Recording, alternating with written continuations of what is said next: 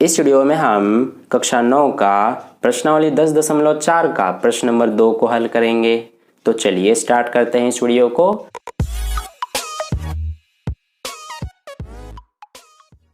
तो देखिए dear students, प्रश्न नंबर 2 में हमसे क्या पूछा गया है कि यदि एक वृत्त की दो समान जीवाएं वृत्त के अंदर प्रतिच्छेद करें तो सिद्ध कीजिए कि एक जीवा के खंड दूसरी जीवा के संगत खंडों के बराबर है।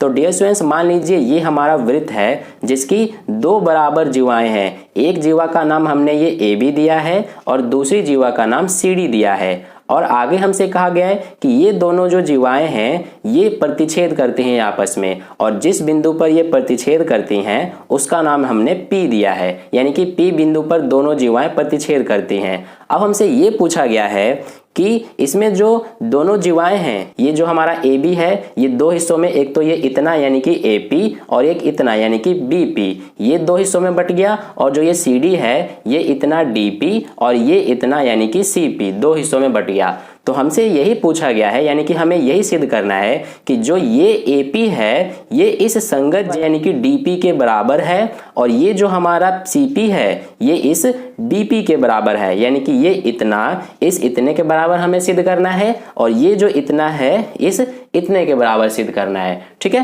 तो चलिए अब हम इसका सॉल्यूशन करते हैं। देखिए सबसे पहले यहाँ पर हम क्या करेंगे कि जो हमें दिया है वो लिख लेंगे। हमें प्रश्न में क्या दिया गया है कि दो बराबर जीवाएं हैं जिनका नाम हमने ए बी और सी डी दिया है। तो ये हमने यहाँ पर लिख लिया कि ए बी बराबर सी डी है, और ये क्या कर रहे हैं कि एक बिंदु पर प्रतिच्छेद कर रहे हैं जिसका नाम हमने P दिया है, इसलिए यहाँ पर हमने लिखा ए बी और सी डी बिंदु P पर प्रतिच्छेद करते हैं। ठीक है, अब यहाँ पर देखिए हमें इसमें सिद्ध क्या करना है वो यहाँ हम लिख लेंगे। तो हमने जैसे कि पहले ही बात किया कि हमें सबसे पहले ये इतना यानी कि AP और ये DP इन दोनों को बराबर सिद्ध करना है। तो इसलिए यहाँ पर सबसे पहले लिख लेंगे कि AP बराबर DP। एक तो हमें ये सिद्ध करना है, और इसके अलावा ये जो छोटा वाला हिस्सा है यानी कि ये BP और ये CP इन दोनों को हमें बराबर सिद्ध करना है। तो यहाँ पर हम लिख लेंगे कि BP बराबर CP, इन दोनों को हमें सिद्ध करना है। तो चलिए अब हम इसको सिद्ध करते हैं। देखिए इसको सिद्ध करने के लिए सबसे पहले हम क्या करेंगे कि यहाँ पर हम एक रचना करेंगे यानी कि कंस्ट्रक्शन। हम इसमें क्या करेंगे कि जो हमारा ये केंद्र है और ये जहाँ पर ये दोनों जीवाएं आपस में एक दूसरे को प्रतिच्छेद कर रही हैं, इन दोनों बिंदुओं को मिला देंगे। ये हमारा O और P बिंदु को इस तरह से मिला देंगे। इसके अलावा हम केंद्र से दोनों जीवाओं पर लंब खींच देंगे। कैसे? ये हमारा यहाँ से इस तरह से लंब खींच दिया जाएगा, ये हमारा यहाँ पर 90 डिग्री का कोण बन जाएगा। इसी तरह से इससे हम इस AB पर भी लंब खींच देंगे, यानी कि इस तरह से यहाँ पर भी 90 डिग्री का कोण बन जाएगा। और जो यहाँ पर आपस में मिल रहे हैं यानी कि जिस बिंदु पर ये काट रही हैं, इनको नाम दे देंगे। इसको हम नाम दे देते हैं K और इसको L। ठीक है, तो इस तरह से हो गया। अब यहाँ पर जो हमने रचना किया है उसको लिख लेते हैं सबसे पहले। तो यहाँ पर हम क्या लिखेंगे रचना में कि हमने ये OL CD पर लंब खींचा और ये OK AB पर लंब खींचा। तो यहाँ पर हम लिख लेंगे कि OL लंब खींचा CD पर, तथा इसके अलावा हमने OK लंब खींचा किस पर? AB पर। और इसके अलावा हमने एक और रचना किया कि इस O और P बिंदु को मिलाया। तो यहाँ पर हम लिख लेंगे कि तथा O और P बिंदु को मिलाया। तो इस तरह से हमने ये रचना किया, इसको लिख लिया हमने। अब यहाँ पर हम करते हैं इसका सॉल्यूशन यानी कि उपपत्ति। तो देखिए इसके सॉल्यूशन में हम सबसे पहले क्या करेंगे कि यहाँ पर दो त्रिभुजों को लेंगे। एक तो ये वाला त्रिभुज, ध्यान दीजिए इस वाले त्रिभुज की बात कर रहा हूँ, त्रिभुज KOP, और एक ये वाला त्रिभुज यानी कि LOP। इन दोनों त्रिभुजों को लेंगे और इनको हम सर्वांग सिद्ध करेंगे। तो यहाँ पर हम लिख लेंगे कि त्रिभुज KOP तथा दूसरा कौन सा है हमारा त्रिभुज LOP। इन दोनों त्रिभुजों में क्या करना पड़ेगा हमें सर्वांग सिद्ध करने के लिए? 3 कंडीशन दिखानी पड़ेगी। तो पहली कंडीशन इसमें देखिए कि हमारा जो ये वाला दोनों कोण है यानी कि कोण OP और एक कोण ये OKP, ये दोनों 90-90 डिग्री के हैं। तो इसलिए यहाँ पर हम लिख लेंगे कि कोण OKP बराबर होगा कोण OLP के। क्यों होगा? क्योंकि दोनों क्या हैं? 90-90 डिग्री के हैं। तो इसलिए ये हमारा रीजन हो जाएगा।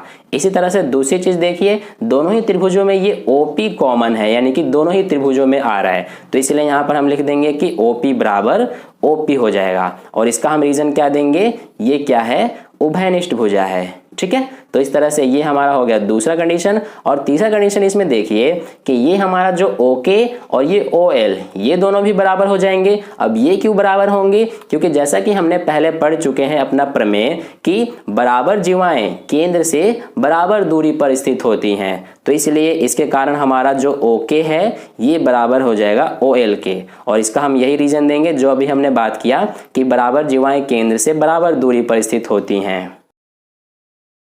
ठीक है, तो इस तरह से ये हमारा हो गया।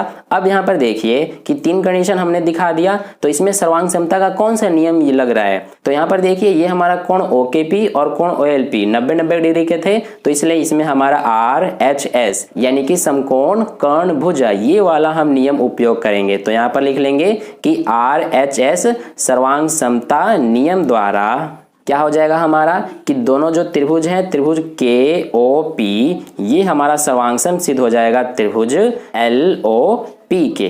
तो इस तरह से हमने दोनों ही त्रिभुजों को सर्वांगसम सिद्ध कर दिया।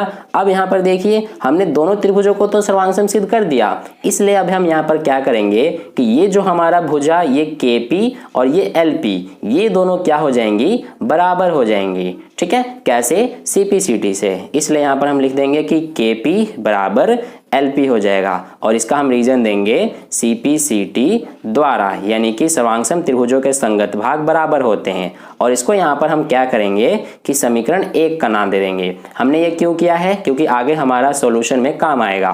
तो इस तरह से ये हो गया। अब देखिए आगे, जैसा कि हमें पता है कि AB बराबर CD है, यानी कि ये दोनों जो जीवाएं हैं ये बराबर हैं। और इसका हम रीजन भी दे देते हैं कि ये हमें दिया है, जैसा कि आप यहाँ पर देख सकते हैं। तो इस तरह से ये है, अगर AB बराबर CD यानी कि दोनों जो ये जीवाएं हैं ये अगर बराबर हैं तो इनके हाफ हाफ यानी कि आधे भी बराबर होंगे। तो इसलिए यहाँ पर हम ये लिख सकते हैं, बाकी के हम यहाँ पर कर लेते हैं कि AB बराबर CD है, इसलिए इनके आधे भी यानी कि हाफ ऑफ AB बराबर होगा हाफ ऑफ CD के। ठीक है, तो इस तरह से हम यहाँ पर लिखें। अब देखिए हाफ ऑफ AB हमारा क्या हो सकता है? यहाँ पर ये देखिए AB हमारा ये पूरा है, तो इसका आधा हम यहाँ पर ये AK ले सकते हैं। तो इसलिए यहाँ पर हम लिख देंगे कि AK बराबर हाफ ऑफ CD क्या होगा हमारा, यानी कि CD का आधा। यहाँ पर हम CD का आधा ये DL ले सकते हैं, तो यहाँ पर हम लिख देंगे DL। अब ये दोनों हमने क्यों बराबर यहाँ पर लिया है, यानी कि हमने ये AB का आधा ये AK और इस CD का आधा इस DL को क्यों लिया है? क्योंकि जैसा कि हमें पता है प्रमेय कि केंद्र से जो खींचा गया लंब होते हैं, ये देखिए आप दोनों ही जीवाओं पर ये केंद्र से खींचे गए लंब है। तो केंद्र से खींचे गए लंब क्या होते हैं कि जीवा को समद्विभाजित करते हैं, जैसा कि हमने प्रमेय पढ़ चुके हैं। ठीक है, तो इसका रीजन दे देंगे कि केंद्र से खींचा गया लंब जीवा को समद्विभाजित करता है। ठीक है, तो इस तरह से हमारा ये हो गया। अब यहाँ पर देखिए इसको हम समीकरण 2 का नाम दे देंगे। तो मैं इसको यहाँ पर लिख देता हूं कि ये हमारा क्या है? समीकरण 2 है। ठीक है, अब हम क्या करेंगे कि ये हमारा समीकरण 1 था और ये समीकरण 2 है, तो यहाँ पर हम अब समीकरण 1 और 2 को जोड़ देंगे। तो यहाँ पर लिख लेंगे समीकरण 1 व 2 को जोड़ने पर, तो देखिए 1 और 2 को जोड़ने पर हमें क्या प्राप्त होगा? हमारा समीकरण 1 क्या है? KP बराबर LP। तो इसलिए हम इसके लेफ्ट हैंड साइड में यानी कि KP में समीकरण 2 का लेफ्ट हैंड साइड जोड़ेंगे यानी कि AK। तो KP प्लस ये AK। इसी तरह से बराबर के इधर यानी कि दाएं पक्ष में क्या है? इसमें LP, तो ये हो जाएगा LP प्लस इसमें क्या है? DL। तो ये दोनों हम जोड़ देंगे। अब देखिए KP प्लस AK यानी कि KP क्या है हमारा? ये KP प्लस ये AK, दोनों मिलकर क्या बना रहे हैं? ये पूरा AP बना रहे हैं। ध्यान दीजिए यहाँ पर KP और ये AK दोनों मिलकर ये यहाँ से लेकर यहाँ तक यानी कि AP बनाएंगे। तो इन दोनों की जगह पे हम AP लिख सकते हैं बराबर ये LP प्लस DL यानी कि LP प्लस DL दोनों मिलकर ये हमारा DP बना रहे हैं। तो यहाँ पर हम लिख देंगे DP। ठीक है, तो इस तरह से यहाँ पर आप देखेंगे कि AP बराबर DP ये हमने पहला यहाँ पर सिद्ध कर दिया, AP बराबर DP। अब हमें ये सिद्ध करना है कि BP बराबर CP है। तो देखिए इसको हम बाकी यहाँ पर कर लेते हैं। हम क्या करेंगे अब कि हमें BP बराबर CP लाना है, तो इसके लिए हम क्या करेंगे कि जैसा कि हमें पता है कि AB बराबर CD है, तो AB बराबर CD में से हम यहाँ पर घटाएंगे। क्या घटाएंगे? जो ये हमारा AP बराबर DP आया है, इसलिए यहाँ पर हम लिखेंगे कि AB बराबर CD में से AP बराबर DP घटाने पर, तो देखिए हमें घटाने पर यहाँ पर क्या प्राप्त होगा, हमारा ए बी है तो ये ए बी लिखा हमने और ये माइनस ए पी। इसी तरह से इस दाएं पक्ष में भी ये सी डी माइनस ये डी पी। तो देखिए अब A B minus A P यानी कि ये हमारा पूरा ए बी है, इसमें से अगर हम ये ए पी इतना माइनस कर देते हैं तो हमारे पास यही बचेगा यानी कि बी पी। तो यहाँ पर हम लिख सकते हैं ये बी पी बराबर इधर C D minus D P. तो ये हमारा पूरा सी डी है, इसमें से हम इतना यानी कि डी पी घटा देंगे तो हमारे पास यही बचेगा सी पी। तो यहाँ पर हम लिख देंगे सी पी। तो इस तरह से ये हमारा बी पी बराबर सी पी ये भी सिद्ध हो गया। तो इस तरह से प्रश्न नंबर 2 का हल कंप्लीट हुआ। अगर आपको वीडियो अच्छा लगा है तो इस वीडियो को लाइक कर दीजिएगा और पहली बार वीडियो को देख रहे हैं तो चैनल को सब्सक्राइब करके बगल में जो घंटी का आइकन आता है उसके ऑल वाले पे क्लिक कर देना और अपने दोस्तों के साथ भी इस वीडियो को शेयर कर दें ताकि उन्हें भी इससे हेल्प मिल जाए। और कहीं भी डाउट है प्रश्न में तो आप कमेंट करके मुझसे पूछ सकते हैं। तो फिर मिलते हैं नेक्स्ट वीडियो में नए प्रश्न के साथ, तब तक के लिए अपना ध्यान रखें। धन्यवाद।